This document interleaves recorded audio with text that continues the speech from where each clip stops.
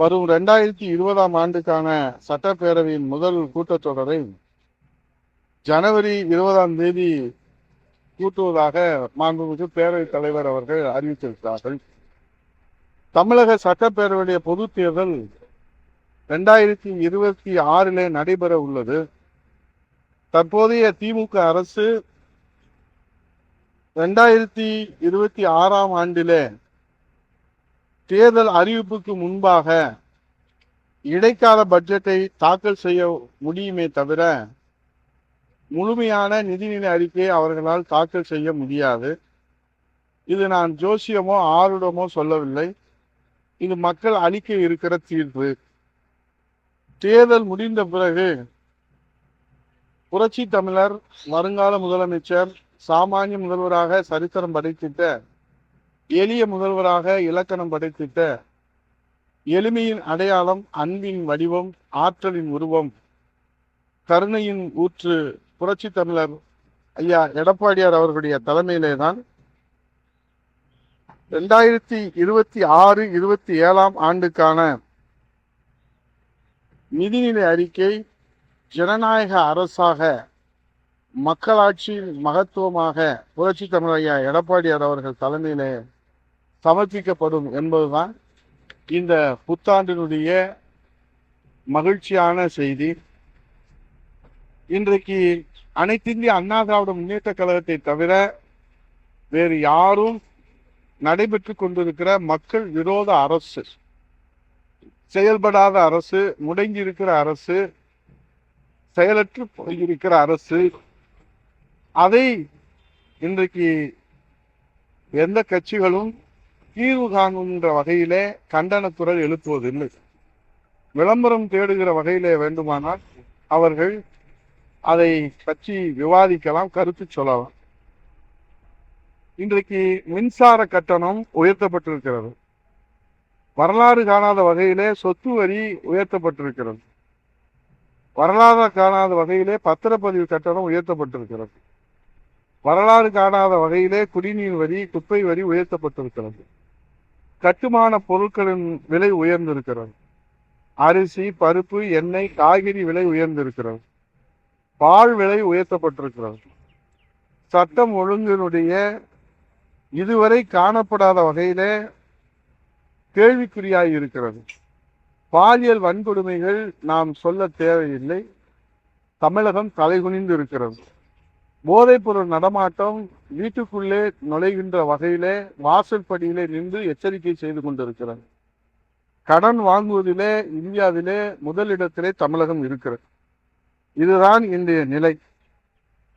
மாண்புமிகு எதிர்க்கட்சி தலைவர் புரட்சி தமிழர் ஐயா எடப்பாடியார் திறந்தோறும் இது குறித்து கண்டனங்களை எழுப்பி உரிமைகளை மீட்க, தமிழகத்தை மீட்க, மக்களை காக்க தன்னை அர்ப்பணித்து உழைத்து வருவதை இந்த தமிழ்நாட்டு மக்கள் நன்றாக அறிவார்கள்.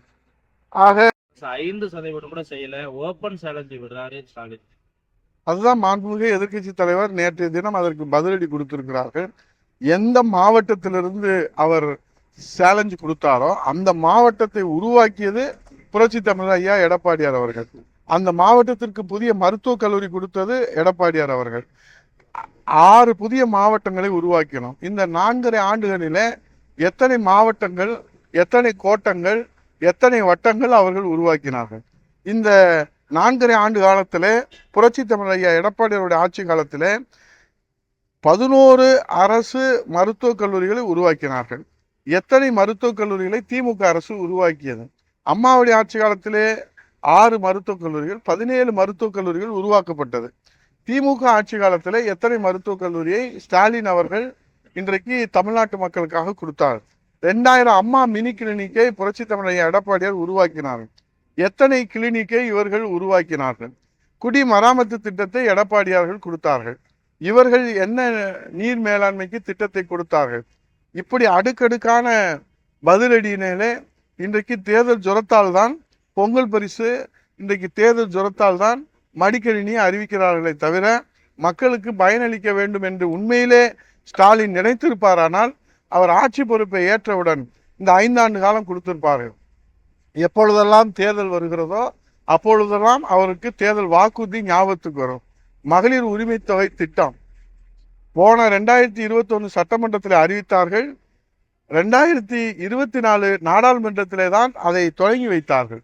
இப்போது மீண்டும் சட்டமன்றம் 2026 வருகிற காரணத்தினாலே பயனாளியுடைய எண்ணிக்கையை அதிகப்படுத்தி இருக்கிறார். இதுதான் ஸ்டாலினுடைய மக்களுடைய அக்கறை உள்ள நிலையை இது படம் பிடித்து காட்டியிருக்கிறது. 2026 வரலாறு மீண்டும் பேசுகிறார்கள். அண்ணாவையும் புரட்சி தலைவர் பாரத ரத்னா எம்ஜிஆரையும் புரட்சி தலைவி தமிழகசாமி அம்மா அவர்களையும் தவிர்த்து விட்டு யாருமே அரசியல் செய்ய முடியாது தமிழகத்தில் என்பதற்கு எடுத்துக்காட்டு தான் பிரதான ஆளுங்கட்சியாக இருக்கிற திமுகவில அங்கே ஆளுமையாக இருப்பவர்கள் அண்ணா திராவிட முன்னேற்ற கழகத்திலே பாடம் படித்தவர்கள், அண்ணா திராவிட முன்னேற்ற கழகத்திலே தாய்ப்பால் குடித்தவர்கள், அண்ணா திராவிட முன்னேற்ற கழகத்திலே அவர்கள் பிறப்பு அவதாரம் எடுத்தவர்கள். அதே போன்று தேமுதிகவில இன்றைக்கு நீங்கள் எடுத்துக்கொண்டால் அங்கே இருக்கக்கூடிய பண்டொட்டி ராமச்சந்திரன் ஒரு காலத்திலே அதை வழி நடத்தினார். அவர் அண்ணா திராவிட முன்னேற்ற கழகத்தினுடைய ஆளுமையாக தாய்ப்பால் குடித்து அவதாரம் எடுத்தவர். அதே போன்று மறுமலர்ச்சி திராவிட முன்னேற்ற கழகத்திலே கூட இன்றைக்கு சட்டமன்ற உறுப்பினராக இருப்பவர்கள் அண்ணா திராவிட முன்னேற்ற கழகத்திலே பயிற்சி எடுத்து தாய்ப்பால் குடித்தவர்கள் இருக்கிறார்.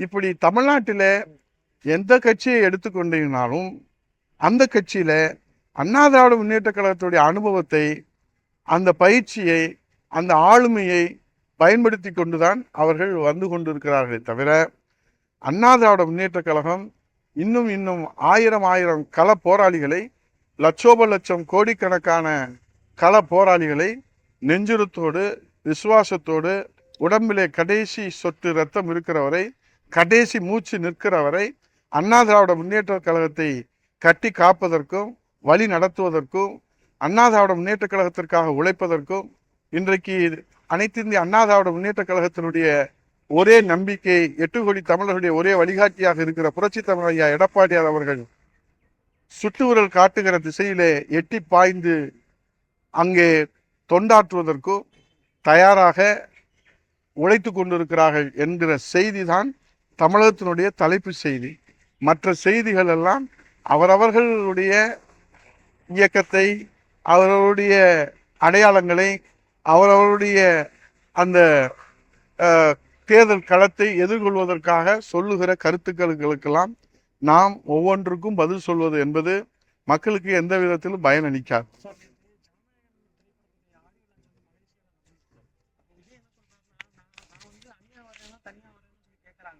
ஆனா 33 ஆண்டு காலமா தான் நான் ஒரு அணியா தான் மக்களோட ஒரு அணியா தான் வந்திருக்கேன்.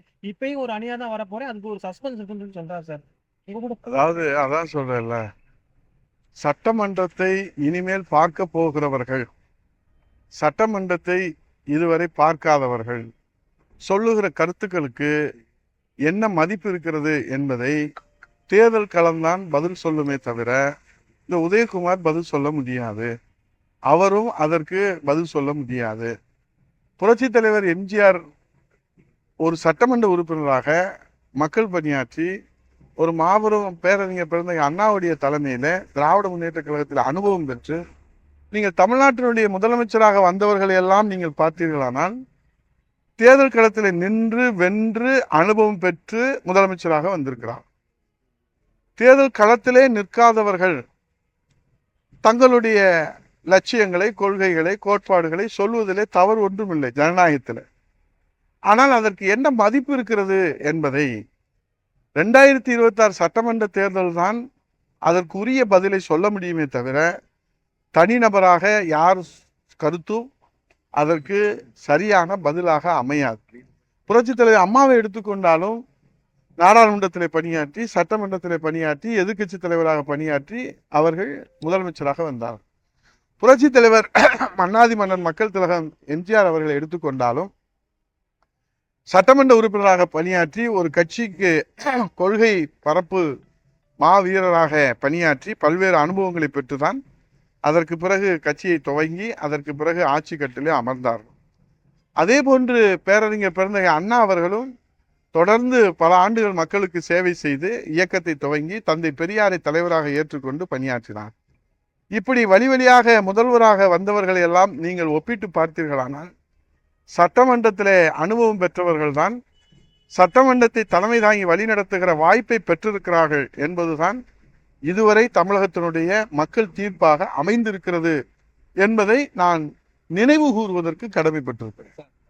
பாஜக கூட்டணி எல்லாருமே விஜய பகவான் கொடுத்தாலும் அவங்க என்ன சொல்றாங்கன்னா அதிமுக பாஜகவோட இருக்கிறத பரிசீலனை பண்ணுங்க அப்படின்னு சொல்றாங்க. ஒருவேளை நீங்க வர்றதுக்கான டிமாண்டா அவங்கள நீங்க சொல்ற மாதிரி இந்த தகவல் எல்லாம் அப்படியெல்லாம் ஊடகங்களுக்கு தெரிகிற வகையில எந்த மாதிரியான கூட்டணி விவகாரங்களும் பேசப்படாது. இதற்கென்று எங்களுக்கு பொதுச் செயலாளர் கூட்டணி பற்றி முடிவு செய்வதற்கு அவருக்கு முழு அதிகாரத்தை கழக செயற்குழு பொதுக்குழுவிலே தீர்மானமாக நிறைவேற்றி அவரிடத்துல ஒட்டுமொத்த அண்ணா திராவிட முன்னேற்ற கழகத்தினுடைய பொதுக்குழு செயற்குழு ஒப்படைத்திருக்கிறது. அதற்குரிய முயற்சிகளை எடுத்து தேர்தல் வியூகத்தை வகுத்து கொண்டிருக்கிறார்கள். இந்த 2026 தேர்தல் வியூகம் புரட்சி தமிழர் ஐயா எடப்பாடியார் வகுக்கிற தேர்தல் வியூகம் அண்ணா திராவிட முன்னேற்ற கழகத்தினுடைய தலைமையிலான வெற்றி கூட்டணிக்கு மாபெரும் வெற்றியை பெற்றுத்தரும் என்பதிலே யாருக்கும் எந்த சந்தேகமும் வேண்டாம். திமுக கூட்டணியெல்லாம் ஸ்ட்ராங்கா அவங்க ஒரே நிலைப்பாட்டை நாங்க திமுகவோட தான் நிக்கிறோம் அப்படின்னு சொல்றாங்க. அதிமுக அவங்க எல்லாம் வருவாங்க அப்படின்னு பேசுறவங்க தேமுதிக ஓப்பனா சொல்ல மாட்டாங்க. பாமக அன்புமணி ஓப்பனா சொல்ல மாட்டேங்கிறாரு. ஏதாவது உங்களுக்கு அதாவது ஊடகங்களை பொறுத்தளவில் பரபரப்பா எப்பயுமே தமிழக அரசியல் களத்தை கொண்டு போகணும். அதற்காக நீங்க பல்வேறு கருத்துக்களை கேட்பது உங்களுடைய உரிமை. அதுல ஒன்றும் மாற்று கருத்து கிடையாது. அது மணி எப்போதுமே குமார் மணி எல்லாருமே சூடா சுவையா மக்களுக்கு செய்தியை கொடுக்கணும் அப்படின்றதுல ஆர்வமானவங்க, மாற்று கருத்து இல்லை. நான் அதுல ஒன்றும் இல்லை. நீங்க அண்ணா திராவிட முன்னேற்ற கழகம் இப்போ தேர்தல் களத்துல முந்தி செல்கிறதா இல்லையா?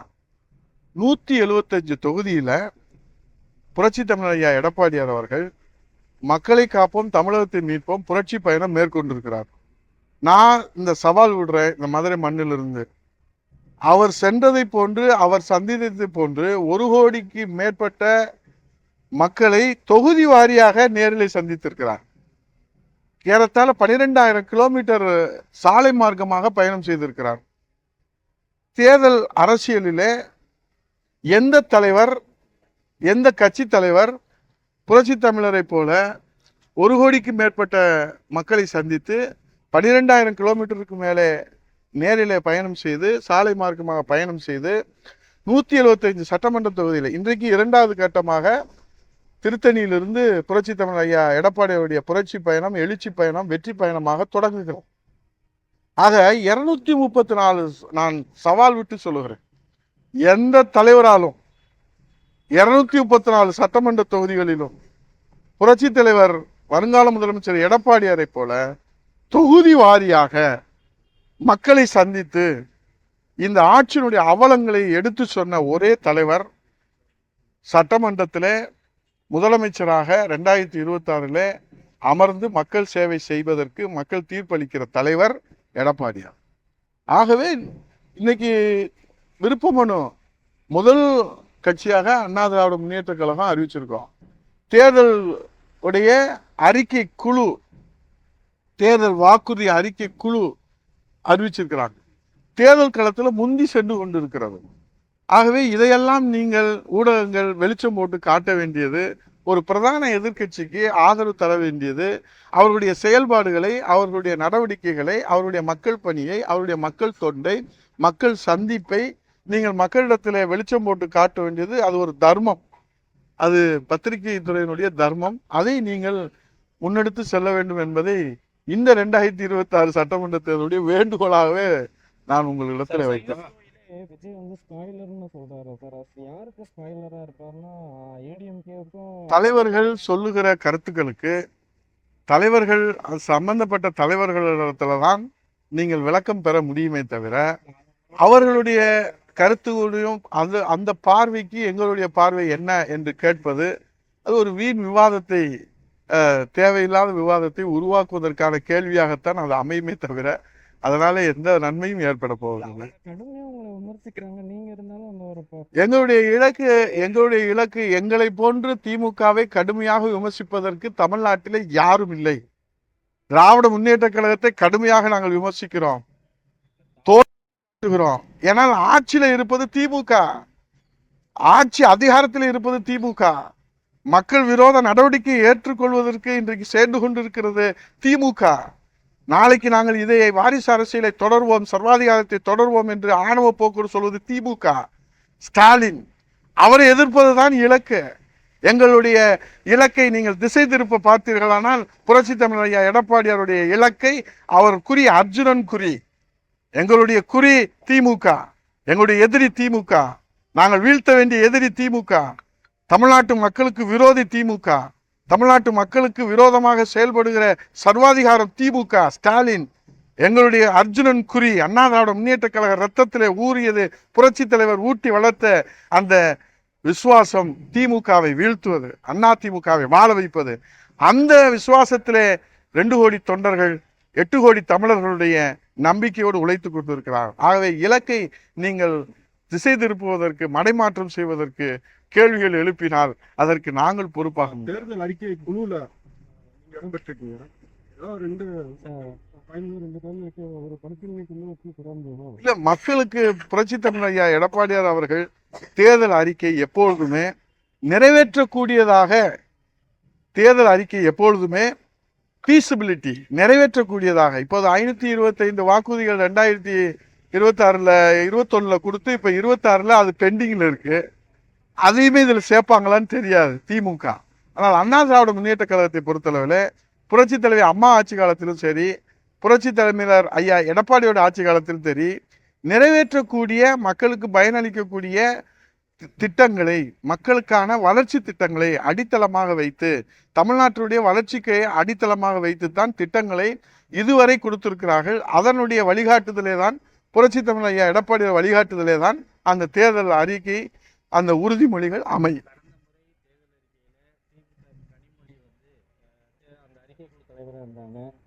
அப்ப இப்பவும் அவங்கதான் போட்டிருக்கிறாங்க. அவங்க ஆனா கடந்த முறை அவங்க சொன்னது எல்லாம் நிறைவேற்றிட்டாங்களா, செய்துட்டாங்களா? செய்யவே இல்லை. அதனாலதான் நான் கேட்கிறேன், ஒரு 10-15% நிறைவேற்றிருக்கிறாங்கன்னா 525ல எனக்கு தெரிஞ்சு ஏறத்தாழ ஒரு லேமேனா, ஒரு காமன் மேனா ஒரு 350 கிட்ட நிலுவையில் இருக்கு. நான் என்ன கேட்கிறேன்னா, இந்த 350 நிலுவையில் இருக்கக்கூடிய 2021 சட்டமன்ற தேர்தல் வாக்குறுதிகளை இந்த 2026ல தொடருமா என்பதுதான் தமிழ்நாட்டு மக்களுடைய கேள்வி. மிக உறுதியாக, வலிமையாக வெற்றி கூட்டணிக்கான வியூகம் வகுத்து வெற்றியை தமிழ்நாட்டு மக்களுக்கு இன்றைக்கு பரிசாக கொடுப்பதற்கு தமிழ்நாட்டு மக்களின் நம்பிக்கை பெற்ற கூட்டணியாக அமைந்திருக்கிறது. சார், ஓபிஎஸ் டிடிவி இவங்கெல்லாம் தாவேகாவோட போறதுக்கான வாய்ப்புகள் இருக்கிறதா அவங்களுடைய பேச்சும் அப்படிதான் இருக்குது. ஒருவேளை இதன் காரணமா அதிமுக பலவீனமுடைய மணி, இப்ப நீங்க திரும்பவே சுத்தி சுத்தி வர்றீங்க. அதான் சொல்றேன்ல, அவங்க கட்சியை வழி நடத்துறவங்களுக்கு அவங்களுக்குரிய வாய்ப்புகளை அவங்க யோசிச்சு தான் ஒரு முடிவு அறிவிப்பாங்க.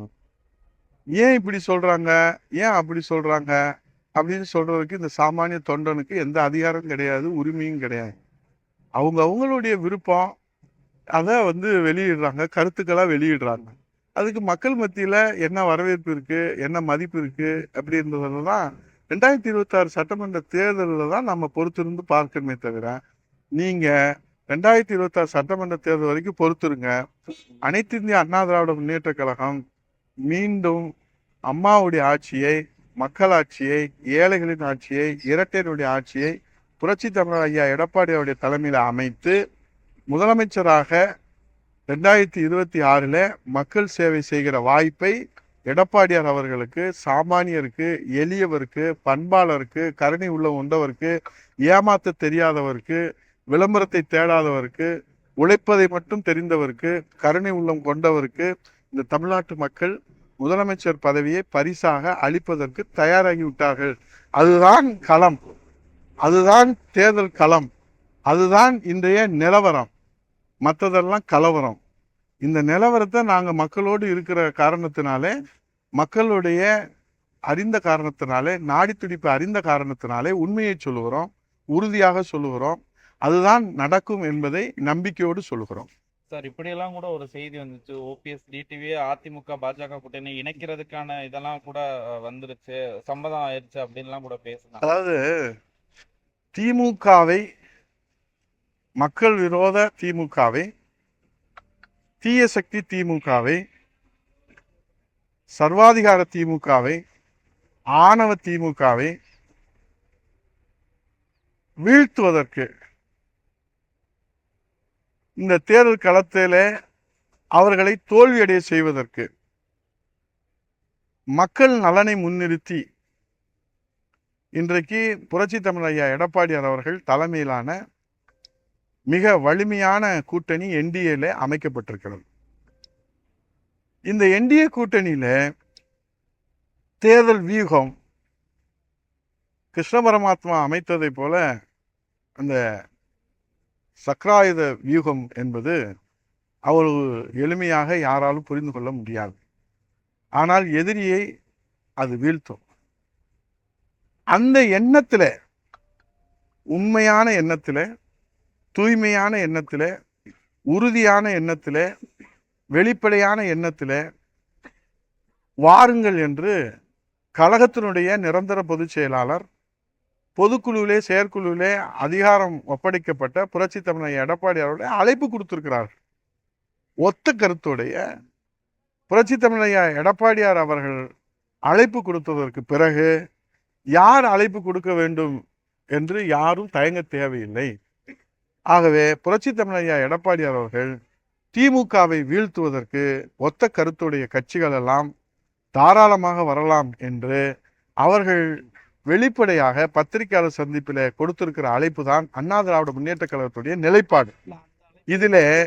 இதில் நீங்கள் புரிந்தவர்களுக்கு, அதற்குரிய தேவையானவர்களுக்கும், அதற்குரிய வழிகாட்டுதல் கிடைப்பவர்களுக்கும் இந்த அழைப்பு நிச்சயமாக உரிய செய்தியை சொல்லியிருக்கோம். எடப்பாடி பழனிசாமி ஏத்துப்பாராங்க? அதுக்கான அழைப்பு தான் இப்ப நீங்க மறைமுகமா சொல்றீங்க. நான் சொல்றது, புரட்சி தமிழ் எடப்பாடி அவர்கள் சேலத்திலே திமுகவை வீழ்த்துவதற்கு உண்மையான, உறுதியான, வெளிப்படையான, விசுவாசமான அம்மாவுடைய லட்சியத்தை, புரட்சி தலைவர் எம்ஜிஆருடைய லட்சியத்தை, அம்மாவுடைய லட்சியம் என்ன? ஒரு குடும்பம் ஆதிக்கம் இருக்கக்கூடாது. புரட்சி தலைவருடைய லட்சியம் என்ன? ஒரு குடும்பம் ஆதிக்கம் இருக்கக்கூடாது. அதையெல்லாம் மனதிலே உறுதியாக கொண்டு வெளிப்படையாக யார் யார் புரட்சி தமிழ் ஐயா எடப்பாடியாருடைய தலைமையிலே முதலமைச்சராக புரட்சி தமிழ் ஐயா எடப்பாடியார் அவர்களை ஏற்றுக்கொண்டு ஒத்த கருத்துடையவர்கள் வரலாம் என்று பொதுச் செயலாளர் எடப்பாடியார் அவர்கள் எத்தனை முறை இன்றைக்கு மிக தெளிவாக புரிகிற வகை சொல்லியிருக்கிறார். அந்த அழைப்புக்கு மேலே யாரும் அழைப்பு கொடுப்பதற்கு யாரும் தயங்க தேவையில்லை. நன்றி.